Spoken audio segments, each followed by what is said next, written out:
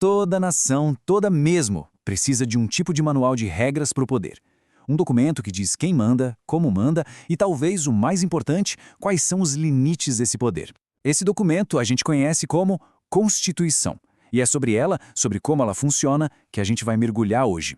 Vamos pensar num dilema. Para organizar uma sociedade, para ter segurança, serviços, para tudo funcionar, é preciso uma entidade com muito poder, o Estado.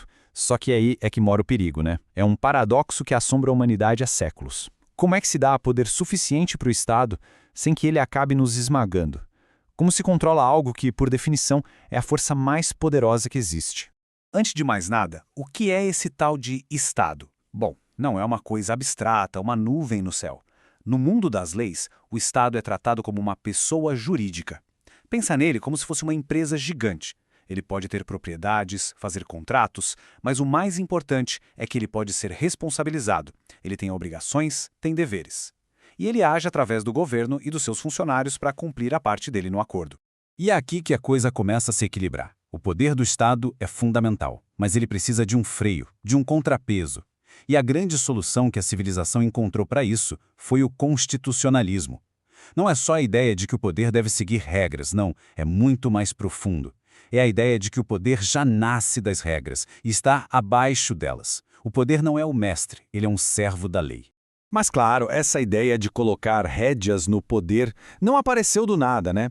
Foi uma batalha, uma luta travada ao longo de séculos. Uma jornada em tanto para transformar governantes em servidores da lei. E essa luta teve momentos marcantes. Começou lá atrás, em 1215, com a Magna Carta, que teve a ousadia de dizer para o rei: "Ei, você também tem que obedecer à lei." Aí a gente dá um pulo para 1689, e o Bill of Rights da Inglaterra transforma essa ideia em direitos bem concretos para as pessoas. O grande salto mesmo vem em 1787. Os Estados Unidos não só limitam um poder que já existia, mas eles criam um governo do zero que já nasce amarrado por uma Constituição escrita. E logo depois, em 1789, a Revolução Francesa grita para o mundo inteiro que o poder absoluto é inimigo da liberdade. Cada um desses passos foi um tijolinho na construção da democracia como a gente conhece.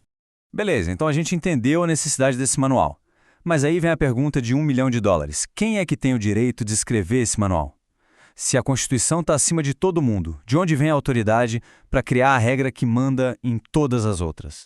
A resposta está num conceito muito forte: o poder constituinte. É a autoridade máxima que não vem de nenhum rei, de nenhuma lei, de nenhum governo anterior. Ela vem direto do povo. É a vontade de uma nação se manifestando e dizendo: as nossas regras são estas, é assim que nós seremos governados. É literalmente o poder de começar o jogo do zero.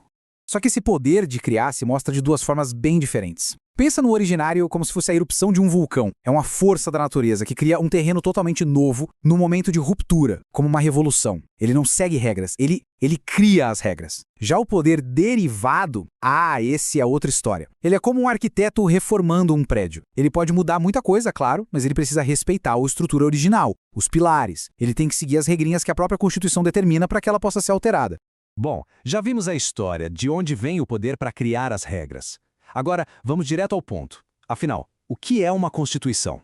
Na sua forma mais pura, a definição é essa. A Constituição é a lei suprema. Pensa num sistema de leis com uma pirâmide. Lá no topo, sozinha, inabalável, está a Constituição. Tudo que vem abaixo, leis, decretos, decisões dos juízes, só vale se estiver de acordo com ela. Ela é como o sol e todo o sistema jurídico gira em torno dela.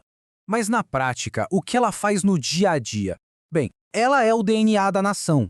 É ela que define a forma do Estado, que divide o poder entre quem faz as leis, quem executa e quem julga. Mas talvez a função mais nobre dela seja construir um muro de proteção ao redor de cada cidadão, listando aqueles direitos fundamentais que nem o governante mais poderoso do mundo pode tocar.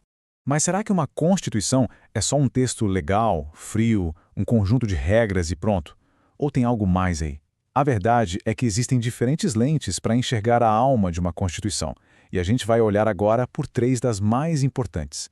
Olha só, existem pelo menos 3 grandes jeitos de pensar sobre isso. Tem a visão sociológica, que diz o seguinte: a Constituição de verdade não está no papel, ela está nas ruas, na relação de forças real da sociedade, no poder dos bancos, dos sindicatos, dos militares. O texto escrito só vai ser real se for um espelho disso, senão vira só uma folha de papel. Aí tem a visão política. Para essa corrente, a Constituição é quase um grito, a decisão fundamental que um povo toma, dizendo: é assim que a gente quer viver. E, por fim, tem a visão jurídica, que é a ver como uma viga mestra, a norma que sustenta todo o edifício das leis, o ponto de partida de tudo.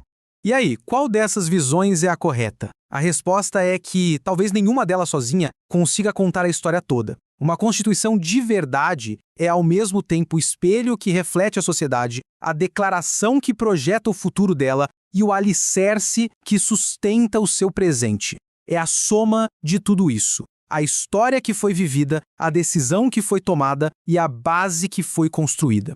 No final das contas, a grande questão fica no ar. Uma Constituição é só uma folha de papel guardada num arquivo ou é o coração pulsante de uma nação, uma coisa viva, que respira nas decisões de todo dia? O jeito que uma sociedade responde a essa pergunta não define só o seu governo, mas revela a sua própria alma. Fica aí a reflexão.